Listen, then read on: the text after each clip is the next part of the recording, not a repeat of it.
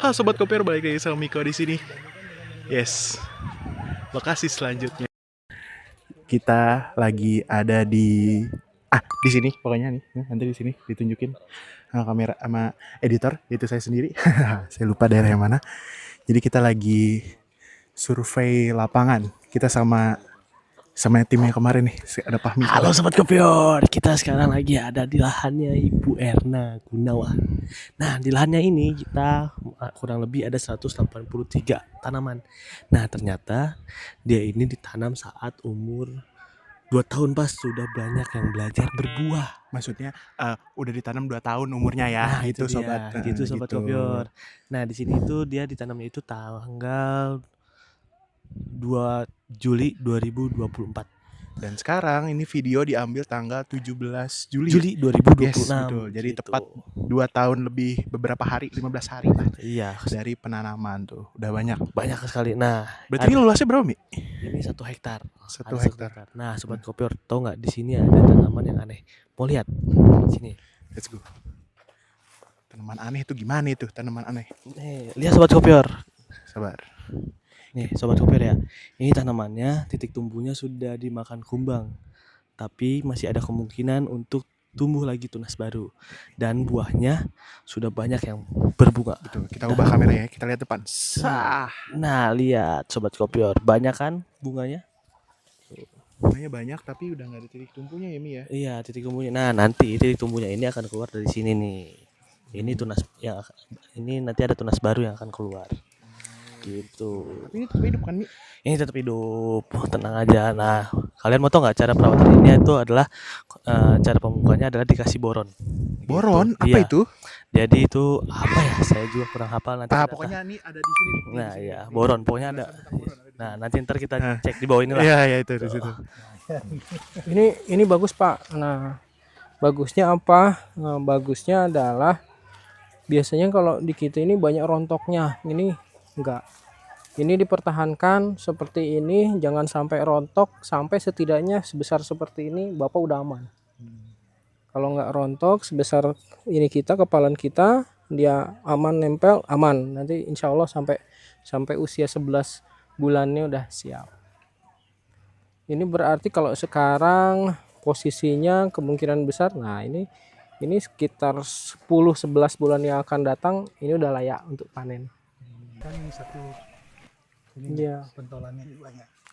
Ini karena ini putarannya Pak, ini putarannya itu per bulan atau 28 hari sebetulnya. Ini buka 28 hari, terus 28 hari berikutnya sini, terus 28 hari berikutnya sini. Nanti ini lanjut lagi nih. Ini 28 hari berikutnya ini, terus gitu. Selama umur produktif dia kurang lebih sampai 40 tahun bisa. Bahkan bisa lebih kalau perawatannya bagus. Gitu. Jadi ini untuk anak cucu Bapak nanti. Wah. 1 2 3 4 5 6 7 8 9 10 11 12 13. Coba Kang. Saya suka agak ini nih. Coba pelepahnya Mi, pelepahnya satu lingkaran berapa pelepah Mi?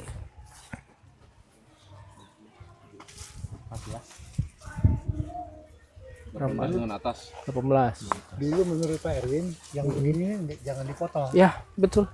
Iya. Betul. Makanya kita nggak potong dulu, awal-awal kan dipotong. Itu saya bilang sama yang itu yang jangan dipotong. Biarin aja Pak. Iya. Biarin aja. Nanti sebetulnya kalau kelapa itu relatif dia akan jatuh sendiri sih. Kalau kelapa sawit yang harus dibantu. Kalau kelapa sawit harus dibantu pakai kastrasi gitu. Diambil. Di istilahnya?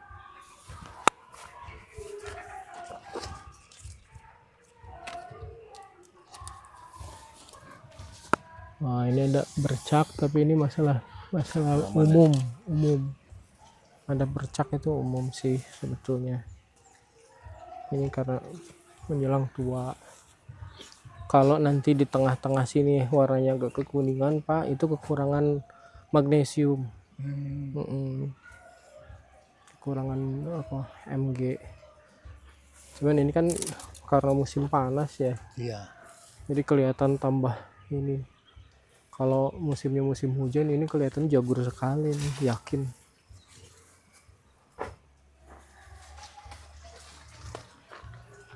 Pak kameramen mau nanya, jumlah pelepah ngaruh nggak? Ngaruh. Jadi kalau misalkan kita motong jumlah pelepah masih hijau gitu ya, kita potong gitu, itu berpengaruh nanti ke apa coba? Nggak, penyerapan air. Pembentukan buah, fotosintesis kan. Nah, dia iya. ngebentuk buah, makanan buat tanaman. Kalau dia belum kayak yang ini nih, ini dia perlu makanan untuk pembentukan batang vegetatifnya dulu. Tapi kalau kemudian dia sudah berbunga kayak yang ini, dia nanti konsentrasi juga untuk pembentukan buah, sehingga unsur pembentuk buah itu yang harus dipenuhi lebih tinggi gitu. Oke. Gitu. Sementara itu di sisi lain kebun, Pak Edo menemukan jamur. Iya. Jamur apa nih, Mi? Intermezzo dikit. Apanya Pak?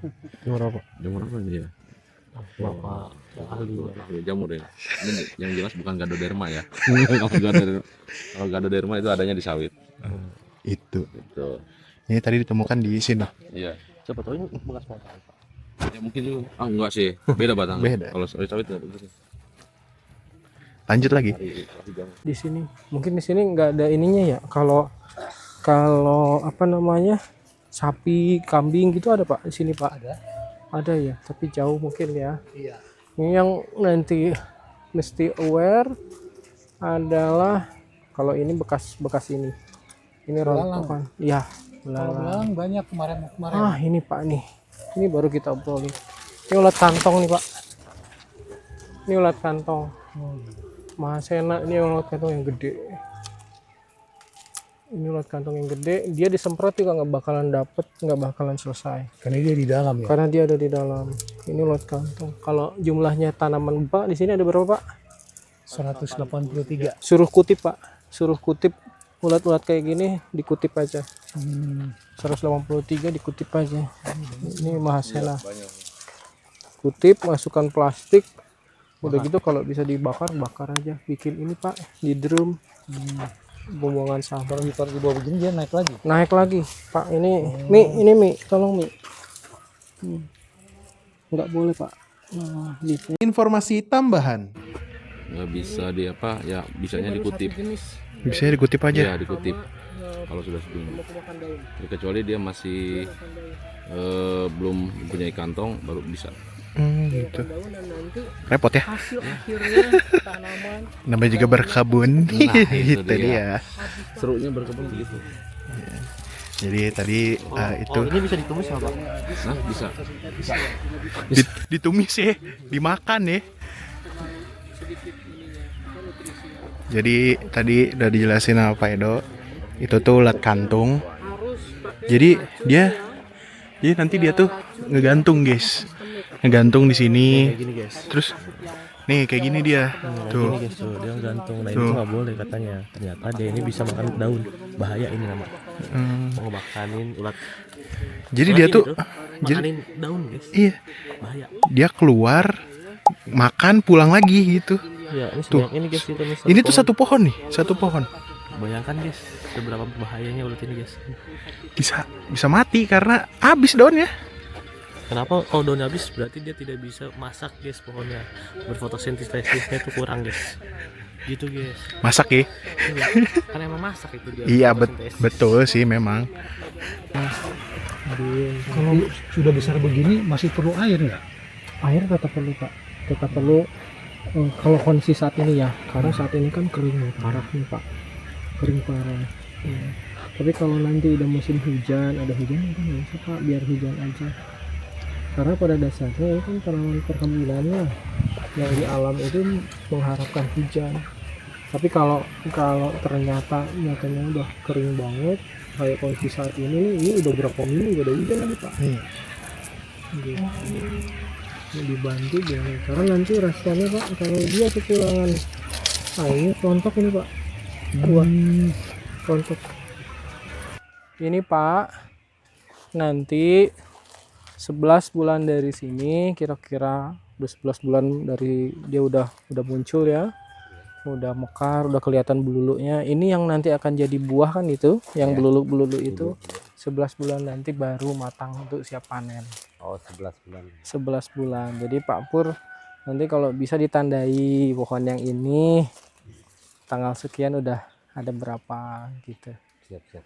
Terus nanti kalau udah mau menjelang matang, Bapak nanti kirim Pak Pur atau siapa ke Bogor, ke tempat kami untuk belajar caranya taksasi. Mentaksasi Pak, memperkirakan kapan waktu yang tepat untuk buah ini dipanen. Gitu. Iya. Tanduk.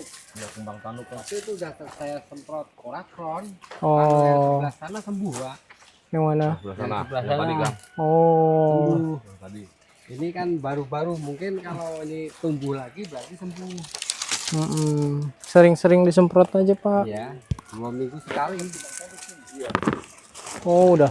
Ini pucuknya udah copot ya? Itu kalau dicabut bisa. Oh, jangan Pak. Gitu.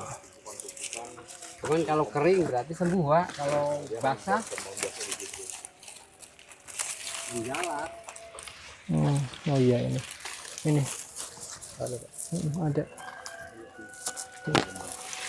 Ini serangan kumbang. Ini Pak. Masih ada jamurnya, Pak. Ada jamurnya dikit. Ada jamurnya nggak? Ada, Pak. Ada. Coba lihat. Oh iya. Ini udah. Kalau udah ketemu ini Pak, udah. Ini banyak. Kalau ini banyak tapi di luar sana. Ya. Sekarang sudah. Yang paling penting sebetulnya ini Pak. Ini dia udah siap untuk masuk fase generatif. Udah masuk fase berbuah. Ya. Itu. Udah hampir merata kayak gitu. Yang penting itu Pak Pur. Udahlah. Udahlah. Kalau ini tuh sampai banyak banget. Iya, nggak apa-apa. Yang penting itu dulu.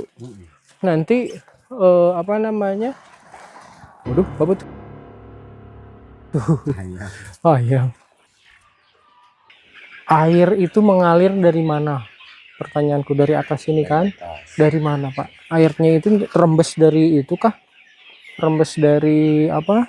Benteng sebelah sana rembes air ngalir gitu ke bawah atau dari Kalau mana? hujan itu loh. Kalau hujan. Nah, Kalau di sana hujan yuk. airnya pokoknya rembes gini aja ngalir gitu. Oh.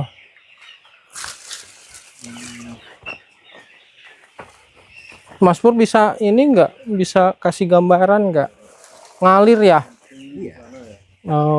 Maksudnya selokan Mas Pur. Selokan. Selokan di mana dia ngalirnya ke sini atau kemana? Iya. Ke sini. Iya. Dari dalam yang rendah. Iya. Dari yang dari tinggi ke rendah gitu. Enggak, maksudnya pertamanya itu dari mana sih? Oke. Banyak banget. Ampun. Ya. Parit Mas Pur intinya. Parit. Paret. Tapi itu jangka panjang lah ya, orang ngerjain parit kan harus banyak orang Oh iya.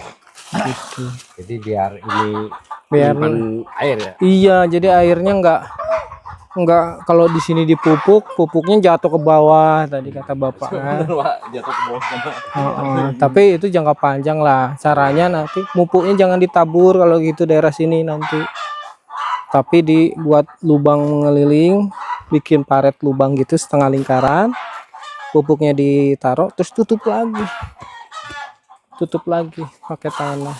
Selama ini pupuknya gimana? Tabur aja ya kan? Iya. Selama ini mah pupuknya dipatulin terus. Terus Udah masukin ditutup. ya udah bagus lah.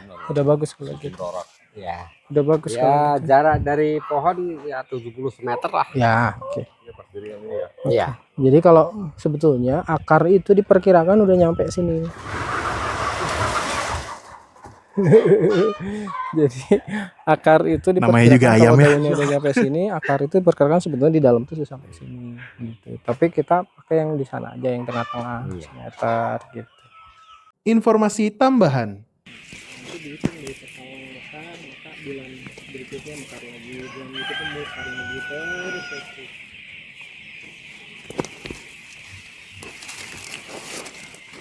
Ngelihat apa, Pak Edo? Ya. Ngelihat apa itu tadi? Lihat Bung Ron calon tanduk. Calon tanduk. Iya, tanduk kelapanya. Itu sudah hamil, nanti tinggal keluar anaknya. I see. Ya, itu tanduk selundang ya.